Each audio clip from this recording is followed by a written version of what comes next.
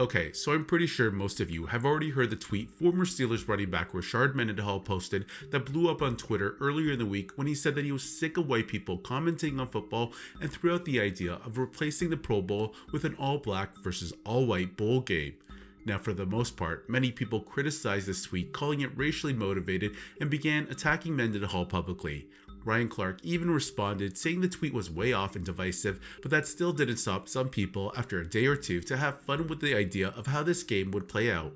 Will Compton already gave his take when he put out his starting offense and defense for the all-white team, and outside of maybe the cornerback position, this team looks hella good. Anyways, RC on his Pivot podcast with Channing Crowder and Fred Taylor dove into this conversation of how this matchup would look like in a lighthearted way. Have a listen. So initially, I didn't even want to get into it. And then Will Compton makes his team, because Will's a comedian, and Will is fun, and Will capitalize on any viral opportunity or moment that he could get. And so he did. Now, I personally was extremely hesitant. Here's why. I'm already tweeted or messaged or DM'd by many people that just say, oh, you're racist because I stand up for black people, right? So I felt like if I came out and I said something, now I was gonna be taken differently. So when Will tweets that to me and tags me, I was like, nah, man, let's just keep it the same way. Like, I'm glad I got to play with you. That's part of the game, woo woo. I'm glad I got to play on the same team with you. Sorry, Fred. And that, because of that, let's keep the game the way it is. It's fine, I'm done. And what Rashard said was divisive, and we shouldn't enter it like that. But now everybody's having fun with it. Yeah. So I don't have to be this serious and worry about my image or my reputation or what people are gonna say. Do you think if we split them up, the all-black team versus the all-white team, who you putting your money on? So I'm gonna say this right now. Without a doubt, the most talented team is the black team. Now, the reason that it's even a conversation is because only 11 people play at once, right? Because when we're talking about depth, they don't have it. Now, obviously, quarterbacks, you got it. We went Josh Allen, Joe Burrow, right? So on the other side, you're gonna have Patrick Mahomes, right? You can have Lamar Jackson, right? And so that they got two, we got two. And if we want to go past that, we can go all the way to the bottom to the rookies. We could get C.J. Stroud. You could have Dak Prescott. So there's a large amount of depth. I'm taking two of them. Right. We can't take I two. claim the Polynesian. I claim the Polynesian. Right, so there's a large amount of depth there, right? Large amount of depth at quarterback. So you go running back, they got the best in the world right now. They got Christian McCaffrey. After that, he had Lance Burkhead. We good. We are good. Yeah. Now, take it to receivers. 3 years ago, Cooper Kupp, one of the best in the world. This Cooper Kupp would now be their best wide receiver. Ain't no shot. Because guess what? There's going to be like Braxton Berrios, and he's going to have to be in the slot on like Stephon Gilmore. Right. Because he's going to be like down the list of our good players. Oh, by the way, they don't even have enough corners to fill an entire room. Right. Harrison Smith could play. Now, they're going to have a great safety. Everybody else, barbecue chicken. They need Jason. Right? They need Jason Sehorn. And things have changed. Like, we play offensive line now. Like, we've become the Laramie Tunsil's of the world. We might just have to switch a guard to like center, and we don't really have to do that. We could just go grab the ones we got. Here is where they get us. Mother effing special teams. We ain't got no kicker. We're gonna have to get Justin Reed from the Kansas City Chiefs or the running back from the Houston Texans to be our kicker. Guess what else we ain't got? A mother freaking long snapper. We ain't got no long snapper. Damn. So we're gonna have to convert somebody to long snap. Or matter of fact, what the hell we gonna do? We're just gonna go for two all the time, and we ain't punting no way. I like the sound of right? And we do have Presley Harvin, so we got a punter. The big boy for Pittsburgh. That joke. What I'm saying is this. When we look at it superficially, the other side has a good starting team. After that, they tail in trouble. So ain't no 60 minutes. Now I'm gonna tell you what they got now. They got a gang of tight ends.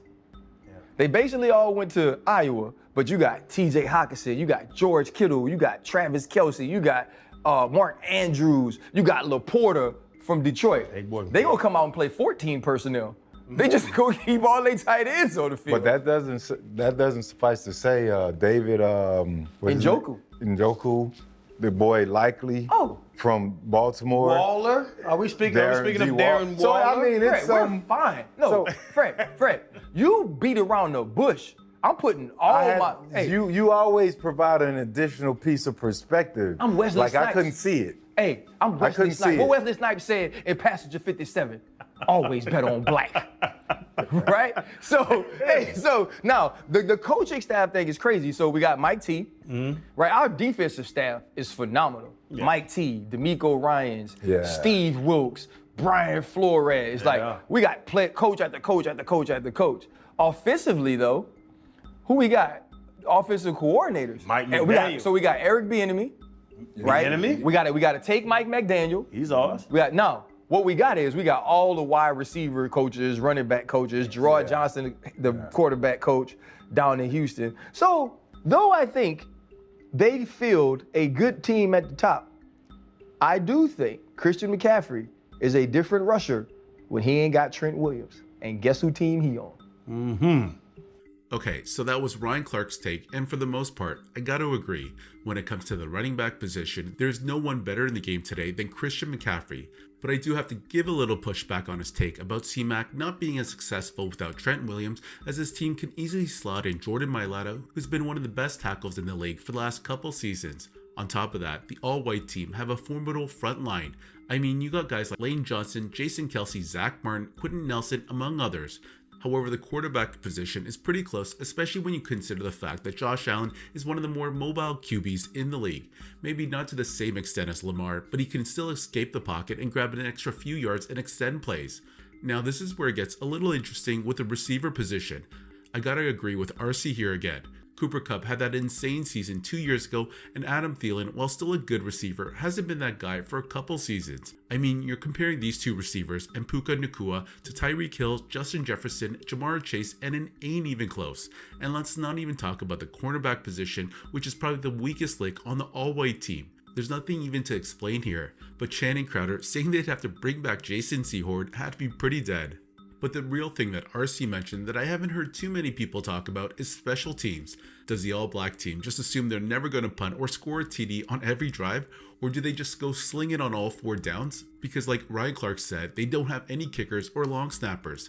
Yeah, sure, it looks easy and everything, and it's probably the most ignored position in the game of football, but there's definitely a lot that goes into it. The timing of the snap and position of the ball, just think about even a half-second delay in the kicking process and it just opens you up to getting your kick blocked or tipped.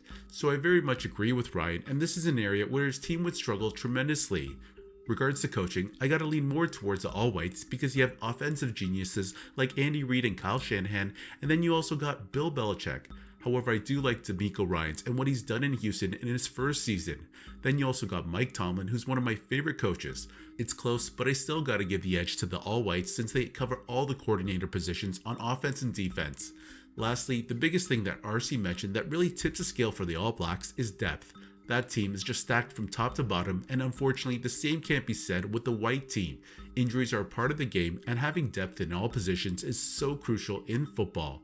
That said, guys, what do you think about RC's analysis and breakdown of the matchups? Was he wrong or spot on?